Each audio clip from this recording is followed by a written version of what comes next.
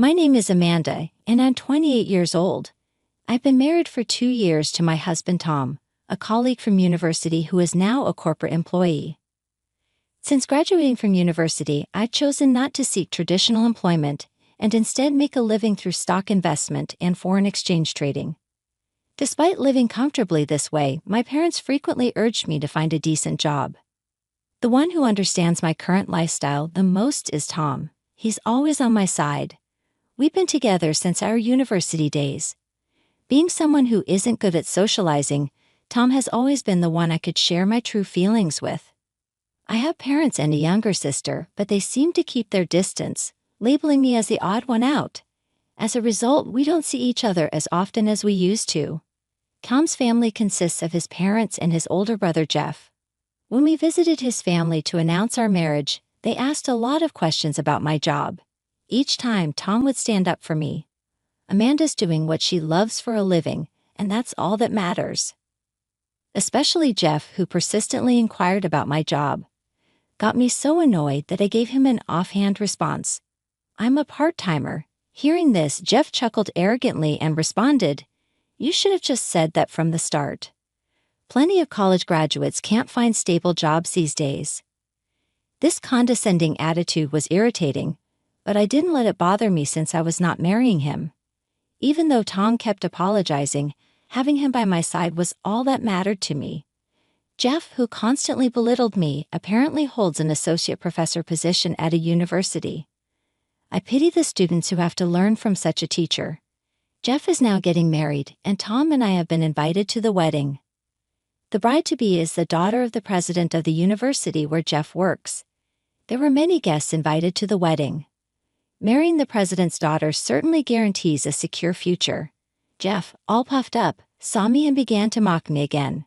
It's embarrassing to have a part-timer as a sister-in-law. So your name isn't listed in the directory. I didn't understand what he was talking about, but when I checked the wedding directory, my name was the only one left blank. Tom was about to confront Jeff when I told him not to worry about it since I didn't care about such things. I don't mind, so don't start a fight over it. Hearing my words, Jeff smirked and retorted, "That's right. A part-timer should keep a low profile. Don't ruin this celebration." Then he even told us not to serve drinks to the other guests at the wedding. If you go around serving drinks and people ask what your job is, it'd be troublesome. Just sit quietly, he said triumphantly, leaving us behind. But Tom was still furious. "I'm sorry my brother has been incredibly rude." My husband Tom apologized with a near-tearful expression, feeling guilty.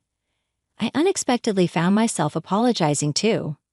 I should be the one saying sorry. I didn't mean for you to be upset because of me. Seeing me apologize, Tom finally managed to smile. At the wedding that day, neither of us had the heart to celebrate Jeff and his wife. As Jeff had suggested, we decided to simply enjoy the delicious food. As expected from a wedding of the daughter of a university president, the food was extravagant and we fully enjoyed it. The gifts were heavy, raising our expectations of something luxurious. But when we opened the box at home, we were stunned. Inside was a bowl with a portrait of Jeff and his wife. Even Tom, being the younger brother, was exasperated. He sighed and said, "This is the last thing we need. I don't want to see my brother's face, but we can't just throw it away, and it's not something we can use." Certainly. Here is the text punctuated and divided into short paragraphs. But I thought of a way to use it immediately. It was the perfect size and depth for our cat's dish. "Can we use it for the cat's food?" "Would that be disrespectful to your brother?" Tom replied, laughing. "It's perfect for the cat's food. The idea of my brother and his wife being licked by the cat every day is refreshing." With Tom's approval, the gift bowl became our cat's dish from then on. A month later, I had to visit the university a few times where Jeff worked. I hated running into Jeff, who had started working there after marrying the president's daughter. But I figured I'd be safe as the campus was large, and I had to visit a different department from where he worked. However, I bumped into Jeff right away. Seeing me, Jeff looked surprised. I quickly averted my eyes and pretended not to see him. But Jeff approached me and started shouting, "Why the hell are you here? I'm calling the police for trespassing." Jeff's loud voice drew a crowd of students. In front of them, he began mocking me. "What's a deadbeat like you doing here? Did you come to eat cheap lunch at the cafeteria?" Being shy, I fell silent, but that seemed to amuse Jeff even more. He started telling the surrounding students, "This woman is a part-timer. Even after graduating from college, if you don't study hard, you'll end up like this." I could see the students giggling and I felt like crying. Then a voice interrupted Jeff's rant from behind. Turning towards the voice, I saw a familiar professor and felt relieved. "What on earth is happening?" he said. "She's my invited guest, my brother-in-law." Jeff was momentarily taken aback by the words, but he quickly retorted, "Isn't there some kind of mistake? This girl is just a part-timer." Another professor who arrived late and knew me corrected Jeff. "She is not a part-timer. She's a research collaborator in the economics department." Regardless of what the other professors said, Jeff seemed unconvinced. Ever since marrying the president's daughter, he's been condescending even to the older professors. The professor who invited me, thinking it was pointless to argue with Jeff, took my hand and led me away from the scene. As I left, the students also dispersed, but Jeff didn't seem amused. He seemed to follow me, barging into the room I had been wheeled into. Despite the presence of many senior professors in the room, Jeff continued to ridicule me with his words. "What's this about? She's a part-timer, right, dumb walking girl? Don't wander around the university." Upon hearing his offensive words, the senior professors in the room began to shudder in a panic. One of the senior professors ushered Jeff out of the room, but I could hear him whispering to Tom, "Your career is over." Jeff didn't seem to care about what was said. After all, with the president in his corner, he had no fear. But at some point, the president had entered the room I was in. The president immediately apologized to me. "I am deeply sorry. Our associate professor has spoken out of line. Allow me to apologize on his behalf." The other professors also apologized to me, to which I responded that I didn't mind. In reality, I was filled with rage almost to my breaking point, but I displayed mature composure. I had not planned to meet with the president that day, but he seemed to have come unexpectedly. I was conducting research with the professors of the economics department at this university on financial engineering. When I say research, I mean we're verifying whether or not the theory I use in my stock and forex investment operations is correct. Since my university days, I've been conducting financial transactions based on my unique theory. I've been exchanging opinions with a professor I met on social media. As the professor noticed my good investment performance, they began to verify it with me. I started to be invited to the university as a research collaborator. The university had repeatedly suggested I work as a lecturer, but as I'm not comfortable speaking in front of others, the idea was impossible for me. Since participating in the research also benefits me, I visited the university a few times a month to confirm the results. But I didn't realize it was the same university where Jeff works until he got married. When I looked at the guest list at the wedding and recognized a name, it turned out that the president of this university was the bride's father. Although there were other university-related guests, it seemed that no one noticed me.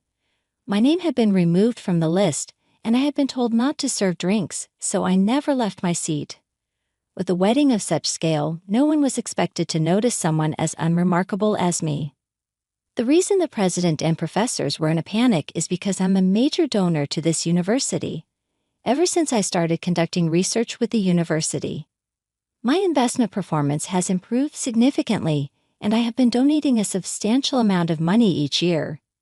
In addition, the theories I'm researching are also being provided to hedge funds and investors abroad, which seems to be bringing in a considerable amount of donations as well.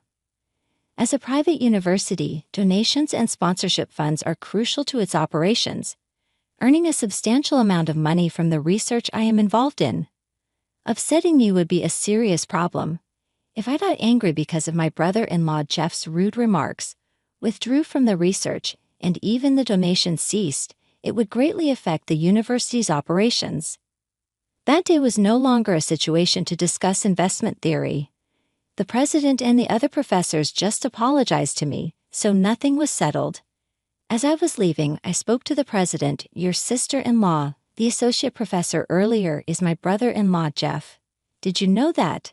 At these words, the president and the professors were surprised, and it was clear that no one had noticed it before.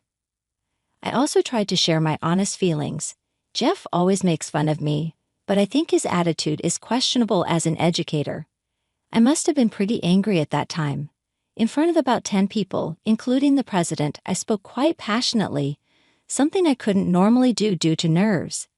Looking back on it, I feel embarrassed, and I was impressed with myself for doing something unexpected when anger builds up too much. After I left, it seems my brother-in-law Jeff's attitude became an issue within the university. He had been criticized for his arrogant attitude towards his superiors, even after marrying the president's daughter, and his reputation among students was quite bad. The fact that he became an associate professor in the first place seemed to be a special case because he was dating the president's daughter, and criticism was directed at the president as well. The president had been defending his sister-in-law Jeff for the sake of his beloved daughter, but he was in trouble if his position as president was taken away, as he also received criticism. Jeff, not thinking that the president, his biggest backer, was criticizing him too, became more and more arrogant. Jeff, who didn't know about this, made fun of me as usual when I showed up at the university again. "Back again, huh? A part-timer.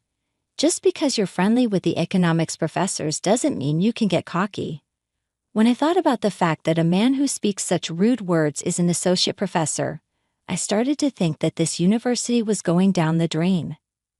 The president had such a man as his brother-in-law, and even if he acted arrogantly, he didn't scold him.